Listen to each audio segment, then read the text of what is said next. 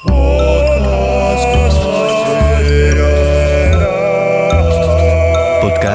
kláštera. Hello and welcome. You are listening to our Monastery podcast, which is being recorded as a part of the 6th Symposium of Illustration.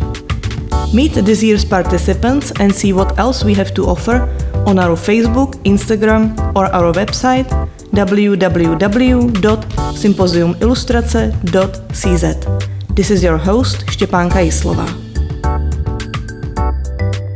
Hello and welcome our listeners. Today I am joined by Pamela Samel, who is an Estonian illustrator, and she will be talking about her work, what influences her and what makes her tick. Hello. Hi, thank you for having me. It's a delight. So, how are you? How do you like being in Broumov? I'm really good, thank you. It's been a very wonderful couple of days. It was summer here, and we get to experience outdoors, but also being able to be creative. And so I think I really like this kind of. It felt like vacation, but I enjoyed working also. So that was the best combo. Yeah. A good holiday is kind of a mix of both, right? So you don't get bored too much by the relaxing. Yeah, I didn't know that before because this is my first art residency. Okay. So I didn't know how this would make me feel being here. But so far I very much enjoy it, and this is something I would like to experience again in some other places for sure. So if this is your first residency, I want to ask, is this also your first time in a monastery? Like living in a monastery? For sure. Yeah, you don't get to experience that much often anywhere, right? Yeah, that's very true. Well, I'm interested to hear what kind of project you're planning on showing in our exhibition. Mm-hmm. So I'm working with other illustrator. And we are doing a mural, so it's very interesting to work together and to combine our aesthetics and our illustration styles. So we are right now in our planning phase, and in a couple of days we would like to do the mural. So our idea is to combine a little bit of Broumov, of course, nature and city and animals, and to kind of make a nice symbiosis of them. Mm-hmm. Yeah. So we will give room for this kind of free flow. We have a sketch plan, but we want to see. We would also want to experiment a little bit or give room for that. Mm-hmm. Mm-hmm. Do you have a lot of experience with painting large format walls and murals? I have exactly zero experience, but I'm very fortunate because Teresa has some, so I'm a little bit leaning on her and learning as much as I can. Yeah. Mm-hmm. Is working in team something you like, or? You never know. It depends. If you match up with the person, it can be amazing. If no, then it's not so good. But I think we work very well together. So we're listening each other out and supporting each other and give room for each other to showcase what we are capable of. So I think that makes a good teamwork. Yeah, that's a good baseline, definitely. Yeah. So hopefully you will not, freeze because the weather is getting a bit chilly. It will be fine. It will be fine. I was just thinking that your style is perfect for a mural because it's very vibrant, so it's visible from a distance, but you're also using big shapes, which means you wouldn't get lost in all those little details. Mm-hmm. That means it's actually achievable to fill in a large space. Yeah, I mean our sketch is very ambitious, but it is based on big shapes and to do more detail when we have time. But fortunately, we're only in the beginning of the residency, so we have time. And even if we make a mistake, we have time to, make it better. So that's fine. Was there a long process when you were finding your style? Because when I compare it with me, I don't really have that. I just always pick a new style for each project, but you're very set in yours. I would encourage our listeners to check out Pamela's Instagram, where they can see all of those beautiful paintings. And what they will see is that you're, as I said, using very vibrant colors. You have a very special take on perspective, and you're kind of mixing it together in a special little world. So how did it come to be?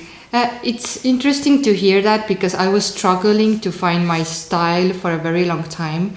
But lately, when I've started to think about it, I think it was more about finding the medium and the techniques that I enjoy working with the most. So for me, when I found out that I loved working with colored pencils or wax pastels and do like a little bit of collage and so that my work has really like childlike feeling, that's where I'm the most happy. It's kind of a, escape, because I feel like my art is kind of happy and stable and naive, this kind of dream world. So in a way it's easy to create that for me, because that's what I aspire.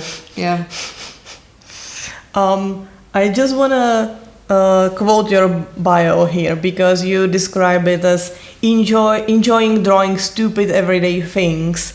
Is it, do you consider this like a core of your creativity, and if so, why? I think it's something that has just happened, because when I was just kind of beginning my illustration career, I didn't have like book commissions or anything, so I was thinking, what can I draw? And I very much enjoy making people laugh or happy, and to laugh with me. So I will give you a couple of examples. It's just the drawings, like, when you go outside, you go to work and you wait the bus in the bus stop, and then you realize you forgot to put on a deodorant, and you're like, damn it, like, this is the worst day. And these things happen to everyone. Or for example, I used to wear glasses, and so my prescription kept changing, so I felt like, okay, I have to go back to the eye doctor again to check my eyes out. And so she was giving me more the glasses with more minuses, and I was like, no, this is too strong, it doesn't work. So then she gave me glasses with plus glasses, and I was like, sorry, like, this doesn't work also, like, I don't see better. And then she had a moment and took my glasses and then cleaned them. Oh. And then I put them back on. I was like, oh, okay, yeah, that's actually perfect. fine. And that actually happened, and I think it's the most embarrassing moment of my life. That's very human. Yeah, exactly. That's what I like. Like, it's human. It happens to everyone, and I think to share it with others, it's just, it's good. Everyone can relate and just laugh along. That's what I really like about your scenes that you choose to draw, because they are very specific but also very relatable, and it can be like very mundane stuff like reaching for toilet paper or getting stuck at the doctor's office, but because you make it so colorful, it becomes special, even though it's such a like everyday thing. Thank you. It's nice to hear. But for example, those examples that you said right now, they were from a book, so they were like written, and I had to illustrate them. But I'm happy that I can illustrate those kind of silly moments. That's very what I enjoy. Yeah. So do you feel kind of like a wallflower? Like, are you watching people a lot, or this is just like your creativity that kind of gets put on paper that just comes to your mind at the moment? I mean, it depends. If I work on commissions, then I have to follow the text or the guidelines. But I mean, I follow a lot of illustrations too, because that's what inspires me. So I mean, if I don't have to work on something specific, I just try to remember like what's going on in my life or what I've seen to share that. Yeah. Mm-hmm. And circling back to the chosen techniques, do you consider the analog pencils you're using like really a cornerstone? Like, do you think your stuff could be done, for example, digitally? I think it can. I don't want to limit myself. I have one book coming out that it's fully digital, but I'm still doing baby steps with digital work. So I don't want to say that it's something that I would never do or try or it's not possible. But it depends. Like I can go back and forth. For example, sometimes for a children's editorial magazine, it's better to do digital. It depends of an idea really, and to think about a little bit ahead. Like, is it gonna be a print or is it gonna be a poster or it's a book or So what is the biggest difference for you, like with your emotions when you're working digitally and when you're working analog? I mean, it's just a feeling when you do analog, sharpening the pencil and, the sound when the pencil touches the paper. And I even like, when I'm erasing something that that I see the so-called wrong lines underneath. These kind of mistakes make the work really human, and that's what I like. I think sometimes with digital you can do so perfect that you can't have that human. It's more difficult to give that human emotion behind it. So I also found that working on iPad you can do so much in the settings, but the sheer chaos that a pencil on a paper can give you, you can't really replicate that in the digital space. Yeah. Your second book, called Tubes, authored by Lísky Virant, was selected at the Bologna Children's Book Fair in 2023. So was this like a huge thing for you? How did it feel? How did you process it? Yeah, it was definitely a huge thing. It came really by surprise. I took part of the illustrators exhibition that's open every year for everybody around the world, and you have to just submit illustrations. I think it was 4 or 5, and then from more than 4,000 contestants, around 70 will be in the exposition there. It just happened that the drawings from that book got chosen, so they were in the exhibition. And then the fair also organizes the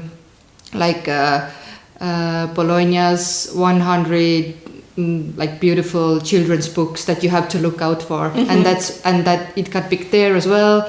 And in some third exhibition, it's called T. Pictus, unpublished picture books. So it just happened that it was everywhere, and I was really happy and humble, and it was so wonderful to meet all the other illustrations that I follow, and they all came together to one place, and and because this festival is for professionals, it's like everyone who's in the children's book world is there, and in a way you have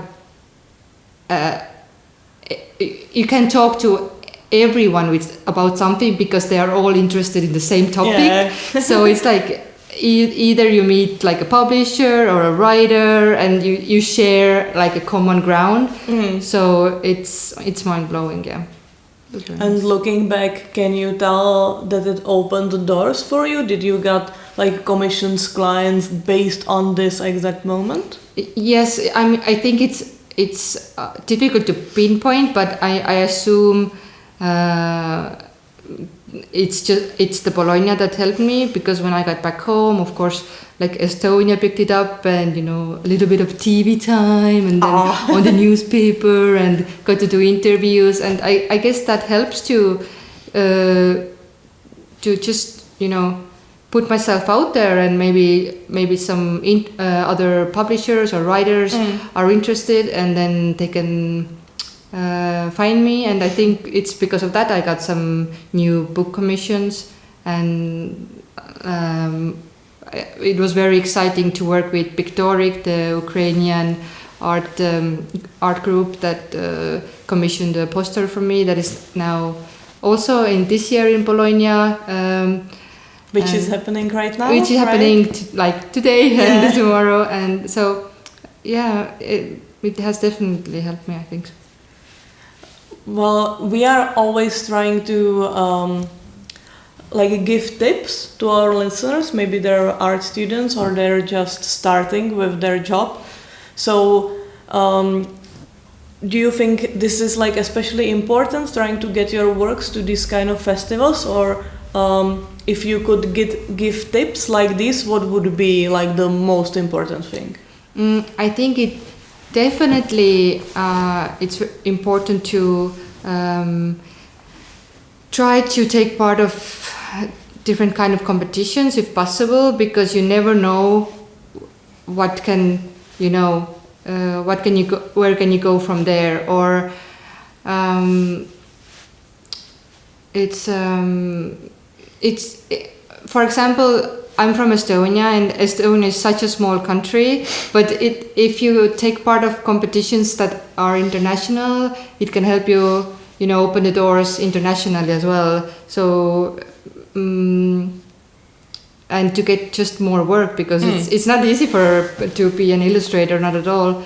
So if you wanna maybe try to work full time or at least aspire, it's definitely worth it.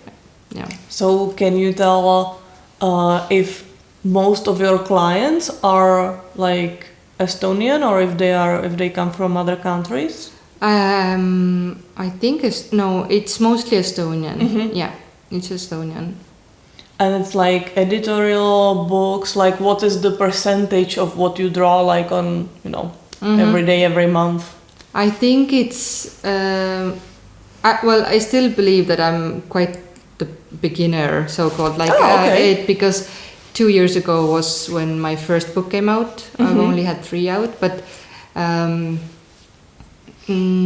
so I think it's a book illustration that I'm doing now mostly, and like a couple of times a year it's for editorial. So I'm working on books, but for example, next year there will be book out in Finland in Finnish. Oh, nice! With thank you, with a Finnish writer. So yeah. So you have 3 books out and 1 is on the way. Yeah, like 1 is definitely on the way, and then there's like 3 that I'm working on, and they still are waiting for the approvals and contracts, and just it takes time too. So I can't be sure for them for those books, but let's hope. And can you talk a bit more about what these books are about? Yes, I think so. The one that I'm doing right now, it's actually a youth book. So it's for like ages 9, 10 to up. So it's the first one that I'm doing that has more text in it, and the illustration part is not that big, or it's like not double spreads that I'm used to. So that's about basically a spider and an older lady, and it's a funny story that the lady is afraid of the spider, but the spider has the same name as her late husband, and then she talks to her late husband, but the spider thinks that she talks to him, and then they get connected, and it's just some funny story, but it's good because I used to be afraid of spiders, so now I have to draw them and research them. So it's like a therapy.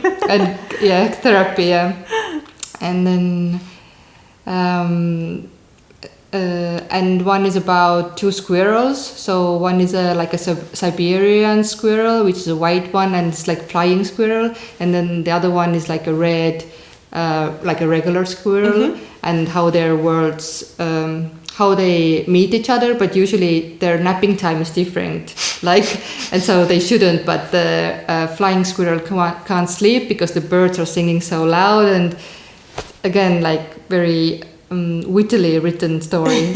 It sounds like Romeo and Juliet. Yeah, but the sexes are not revealed, so we don't know what they are. Very, Maybe Romeo and Romeo then. Yeah, you never know.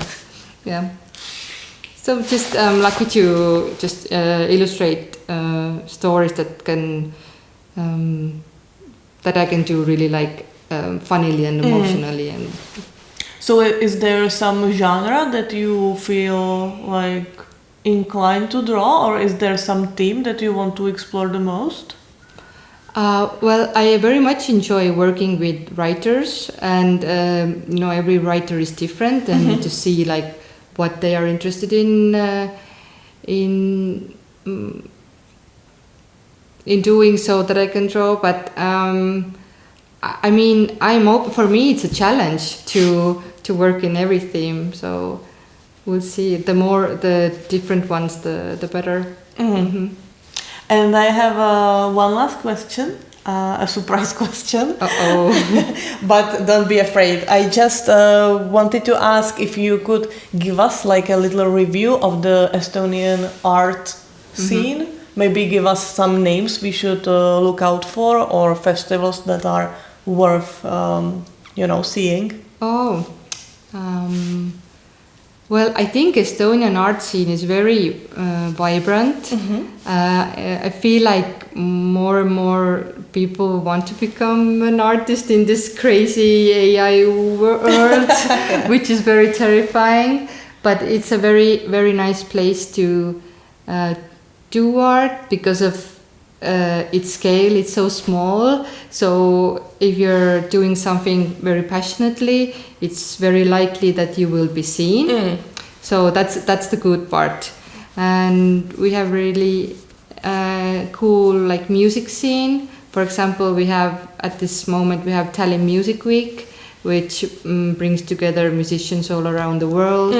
So that's very cool. And then we have during winter cold, dark November nights, we have the film festival. It's like Dark Nights Film Festival. That's like all the cities buzzing and like everyone's going to the movies all the time. It's difficult to name someone just to like. There are so many. They can ask me. Yeah. I guess it feels like the art community is kind of like this little town within a town, right? Definitely. Like if you're an illustrator, you have your own like group of people that you have a chat with, and then everyone knows everyone. So it's always if you need something, I know that person, or I know someone who knows. So it's like nothing is impossible in a way. But that sounds really nice. Hopefully I'll get to see it in person someday. Yeah. Pamela, thank you very much for taking time to talk to me. Thank you for having me. And see you soon. Yeah. Do you want to meet the other participants as well? Listen to their episodes on SoundCloud, YouTube and Facebook. This was your host, Štěpánka Jislová. Podcast z kláštera.